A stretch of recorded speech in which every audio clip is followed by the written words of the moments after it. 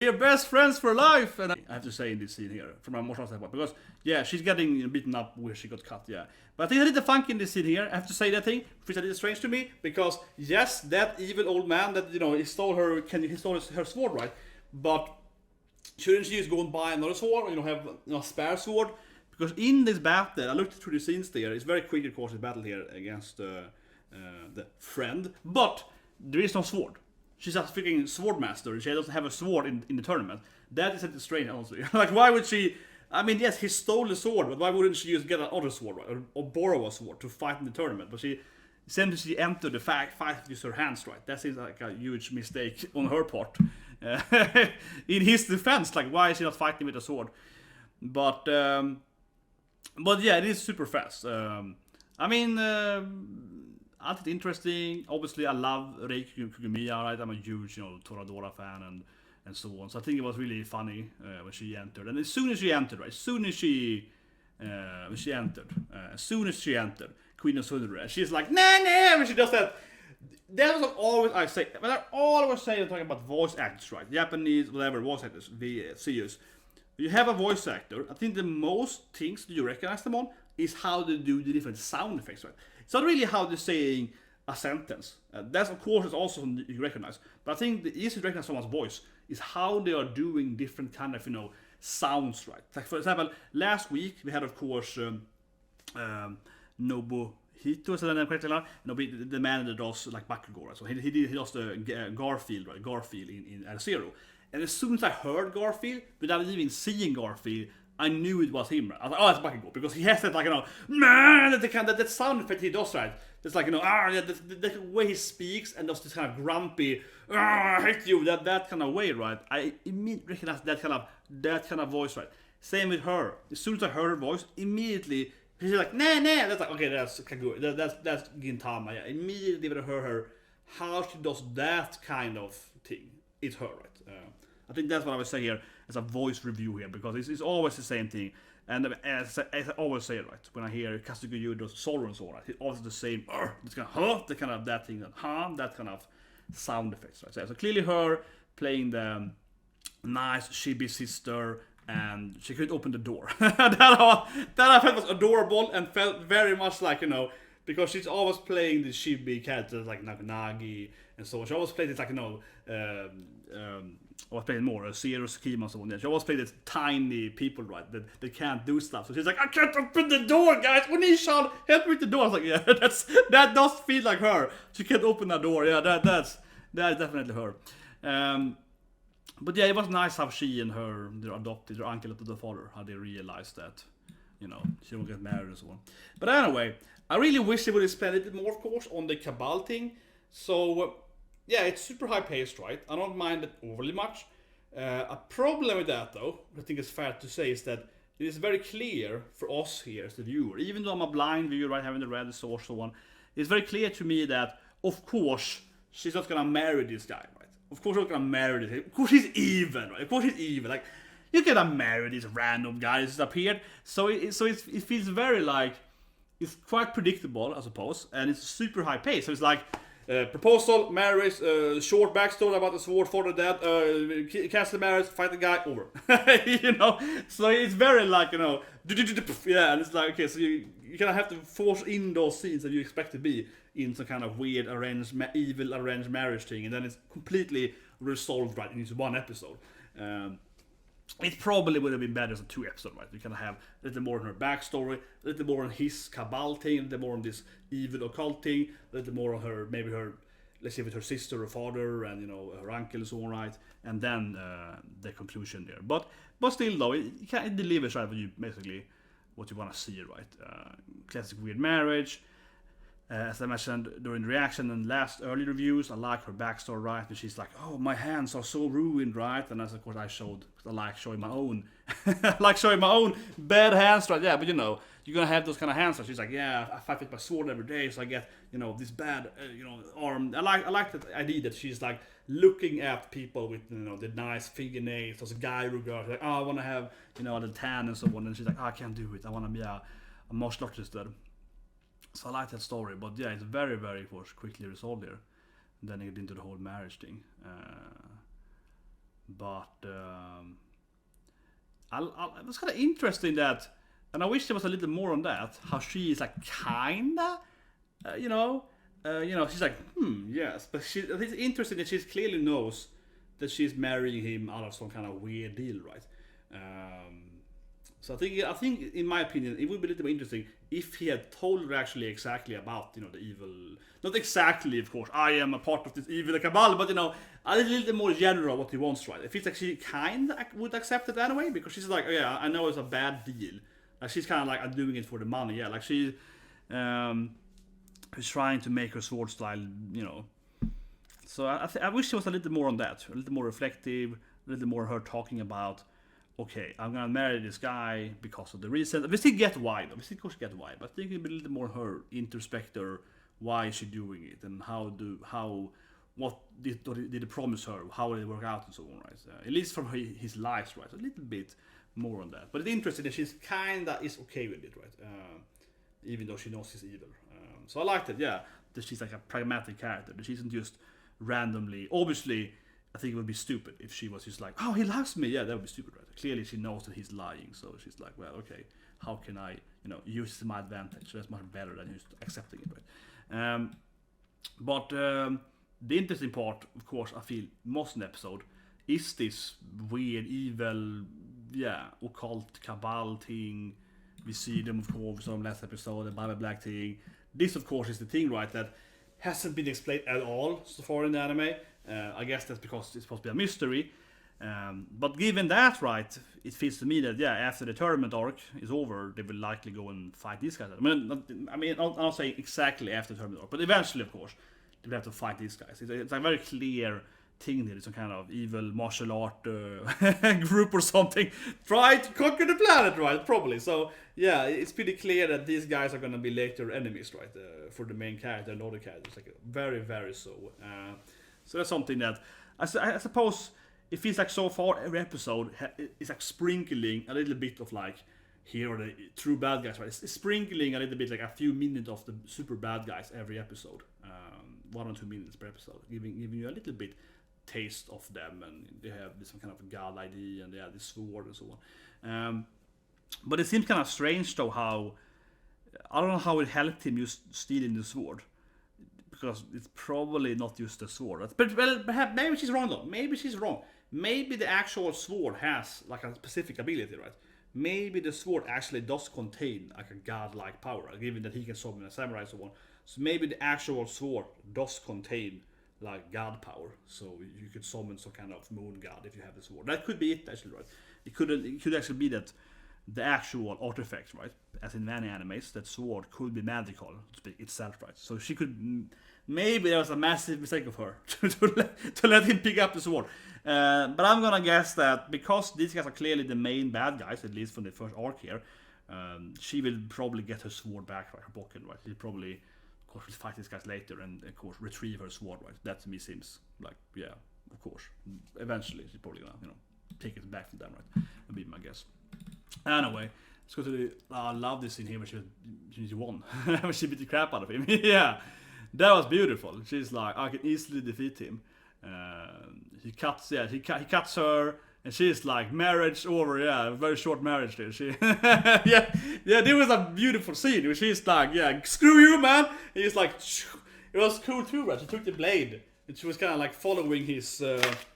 Following his katana, right? I probably should do but she was kind of like took the blade, right? She kind of put her arm, right, kind of over his blade, right, and then kind of, which makes sense, right, to some extent, right, because if you pull any kind of sword, right, or a blade, so on something, right, I can do it better here, right, like this, right, it goes faster, right, because you can press and increase your speed, right, which is several techniques actually used, right, 7 Newton. So so that was cool thing to kind of use the hammer of his blade, right, to increase her arm speed, right, to cut them open. So it's a cool scene. Love that scene.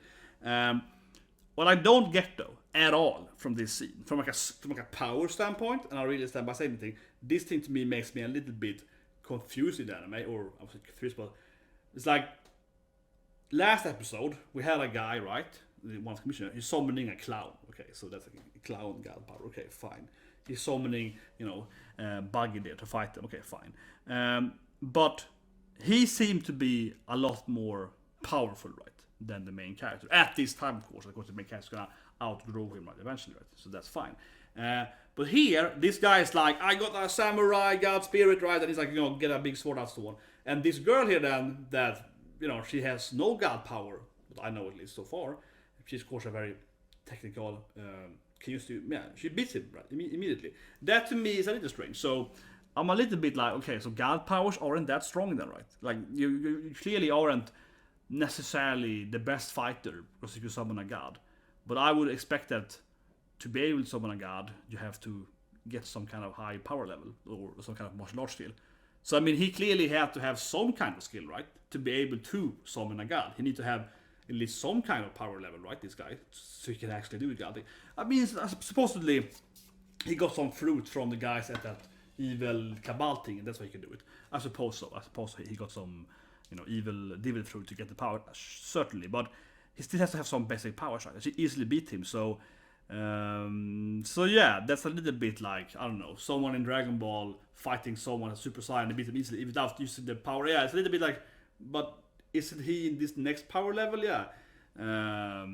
But yeah, she's clearly a lot more skilled than he is, skilled, right? Which is very clear that her skill is much higher. But I would argue then that wouldn't her being so much higher skill make her unlock her own god power kind of thing? That's kind of where I'm questioning it, right? Like, how do you unlock your god power? Is it purely by getting that fruits?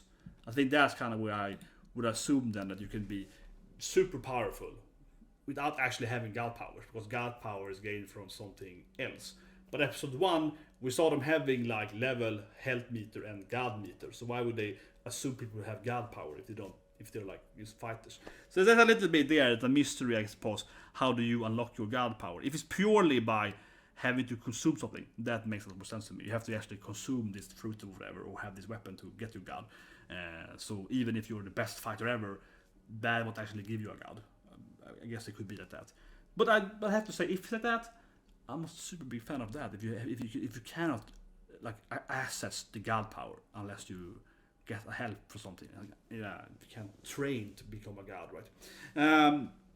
Whatever, I don't know. It's a little bit messy there in this episode. I don't really in this episode here. Consumption anything, but I mean, he clearly has the power, right? At least make it. I don't know. I leave it to be see my episode, I guess, at that point, to see how it really works. They haven't really explained how god power works, right? So I just leave it to that, and I guess they're gonna explain it more properly in the future. But anyway, last thing then. Of course, he easily beat her. And it's a great point there that he beat her by also punching her in the stomach. She got cut here, right? So she got like a wound here. So he's kind of beating her in the specific, the places of one which is already damaged. I suppose this wedding was just before the tournament. They haven't really. There was one thing that's here. They haven't really. They didn't really explain the time. They didn't really explain like how many days actually passed from last fight to last. Like, was the wedding in like 3 days? Yeah. So whatever. But I assume that she got cut probably the day before, right? She got the sword wound. I suppose like 1 day or so before her next fight, right? So she was of course clearly still injured from that yesterday, right? Like the wound. And he hits her there, and then he's beat the crap out of her, right? But yeah, I think his story is pretty clear, right? As I just mentioned, I don't know too much about here, but I have actually my grandfather died in cancer, but I have another family member now that has cancer, and I spent the whole day with them basically over the weekend here and so on. So we can all relate to that. I suppose his friend died from cancer, right? He's all angry about it, and taking out on his friends, right? But it definitely is a massive character change for him, right? Because he's very calm and very collected. It's a very strict character. So it's one thing he will be like, I will fight you with my, I won't hold back. I will like defeat you with any means necessary. But he clearly kept beating her even though she already was like unconscious. So that's kind of where you see the anger. He can't control his emotions anymore. Yeah. So it's a little bit. Like he's supposed to be one of these friendly best friends. Yeah, I don't know. It's a little bit. I like it from a writing standpoint. I like it, right? Because he is this like, oh, I am super calm and collected. Like he's changing his character, so that's good. But definitely makes him somewhat dislikable as a character. I mean, but likable character doesn't have to be a bad character. So from a writing standpoint, I think it's good, but it definitely made him be definitely dislikable, because it's like it's one thing that you will fight her and even hit her on the wound. That's okay. That to me is fair game. If you're really angry, you just want to win no matter what, right? But he kept pushing her. It's like, man, now he's just very dislikable. Yeah, now you're taking it too far here, especially going from being this like calm, collected, the big friend that's the bigger and taller and that kind of typical muscular big friend guy, right? Yeah, it's like, man, this is like losing it. So, yeah. But otherwise, I think his storyline is pretty clear, right? He was working overtime, trying to pay for his friend or doing something like that, right? With the whole health bills and so on. So, I think we can understand where he's coming from. It's pretty straightforward, I think, right? With that person dying, and he's always working overtime, right? He's always doing something stuff. So, but still, though, obviously, I hope that he loses in the final, because it's like, again, if he had stopped beating her, if he stopped fighting her after she has already lost, so it's like then I think it would be fine. Then I think it would be like he's angry, he's doing a little cheap thing there to punch her in her wound, but he's angry and he's doing it to win. Then it would stop. I think he could kind of retain his calmness. He's kind of that trait of him. But now he's like, no. So it's like, okay, he's just mentally insane. He's losing it completely. So yeah, he's lost it there. So I think he's gonna lose, right? I think he's gonna lose. He kind of went the dark path there and something. But so my last point here, what I would say here, what I hope then in this episode, maybe is that we will see him, of course, having a lot of regrets, right? Because in the last scene, he's like, see you in the final, bro. I'm gonna defeat you. He's like, yeah, I'm gonna kick your ass, yeah. He's trying to play the tough guy there, but I think that we're gonna see him next week probably having a lot of self-hate, right? A lot of like, what have I done? I hurt my best friend. Yeah, so I think that's what I think we need to see for him next episode. He has to be regretful and having a lot of guilt and so on, right? That he's like, he hurt her. So I think that we need to see to make him like a likable character again. Yeah, he's like, he won, but he regrets how he won, right? I think that's gonna be that is what I think is gonna happen, right? That he knows that he did something wrong and he's gonna regret it and be like, oh damn it, I shouldn't have hurt her after she had lost, right? That would be my guess, and it's my hope for next or 2 episodes from now, like roughly, like during their fight or after the fight, so something like that, right? I think he just tried to play, the tough guy in the last minute there. He's like, yeah, whatever, fight me, yeah, get revenge for her. Yeah, I think he kind of like, he's trying to. But at the same time, though, he probably wants to have like a really hard fight, right, to get his anger out, yeah, to get his emotions out, right. So he probably wants to have like the toughest fight, right. But whatever, that's Gat Obeu High School. Great episode, even though I have to say it was very high-paced. Who is blazing speed this episode, man. It's the whole wedding. This could be like an arc. This could have been like one arc. That is one episode. It is probably should be one arc, but yeah, it could probably be 2 episodes. But yeah, see you guys later tonight with Fruit Basket, and of course next live stream is gonna be at a zero, right? Coming Wednesday. Subscribe for that, and have a great day. With my